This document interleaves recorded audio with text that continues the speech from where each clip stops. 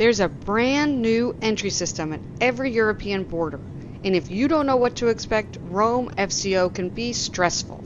This video fixes that. To welcome you to Rome, where the local time is 7:36 a.m. Please remain seated with your seatbelt securely fastened. If you heard about EU's new entry system EES and you're not sure what to expect landing at Rome FCO, this is your guide.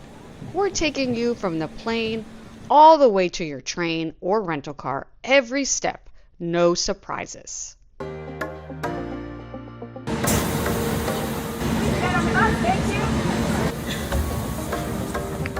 Whether you're nervous about the biometric process, not sure which passport line you're in, or you just want to know how far the walk is, we've got you covered.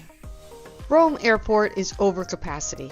A lot of flights at FCO use remote gates, which means you deplane down a set of stairs onto the tarmac and board a bus that takes you to the terminal building. Just follow the crowd onto the bus, it fills up fast, and it'll take you directly to the Terminal 3 passport control. Once you're inside, follow the signs for passport control. You'll see them immediately. You'll notice 2 lanes here. The black lines are for transfers. If you have a connecting flight, follow those. If this is your final destination, follow the green lines towards passport control and the new EES registration kiosks.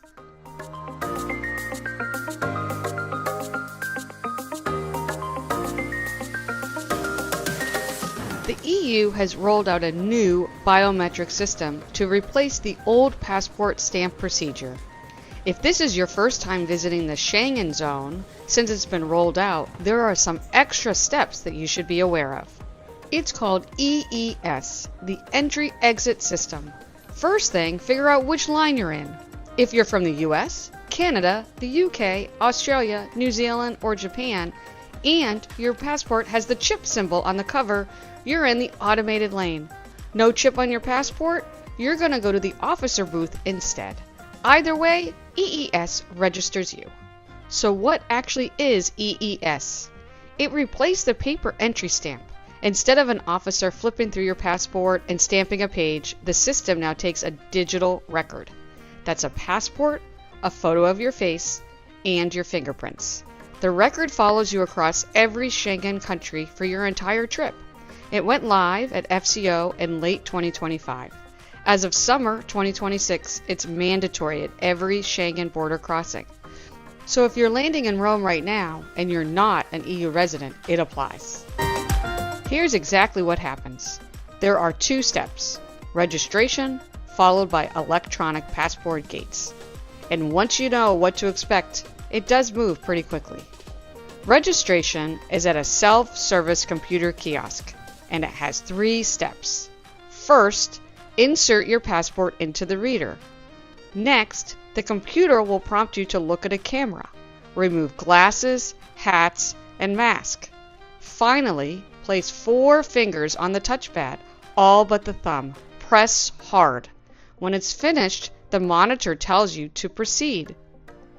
Then, head back to the passport control line.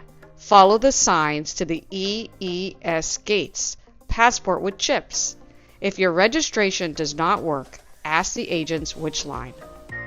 Now you are at the line for the electronic passport control.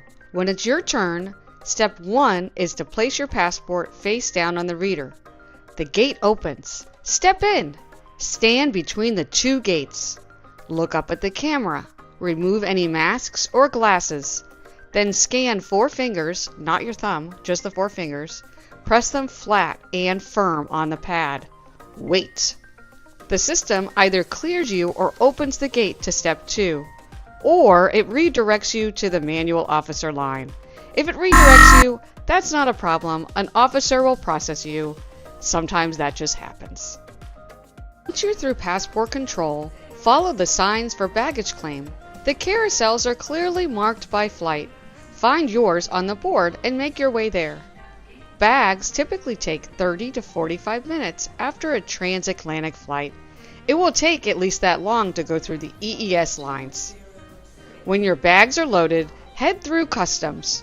There are 2 lanes. Green means nothing to declare, and red means you too. Once you're through customs, you'll come out into the main T3 arrivals hall. People will approach you inside the terminal, offering rides, taxis, and transportation. It doesn't matter how official they look, we always go to the official options. There's a cafe in the outer terminal on the arrivals level. After an overnight flight from the US, an espresso before you leave the airport is not a bad call. There are also ATMs and currency exchange in the arrivals hall if you need euros before you get into the city.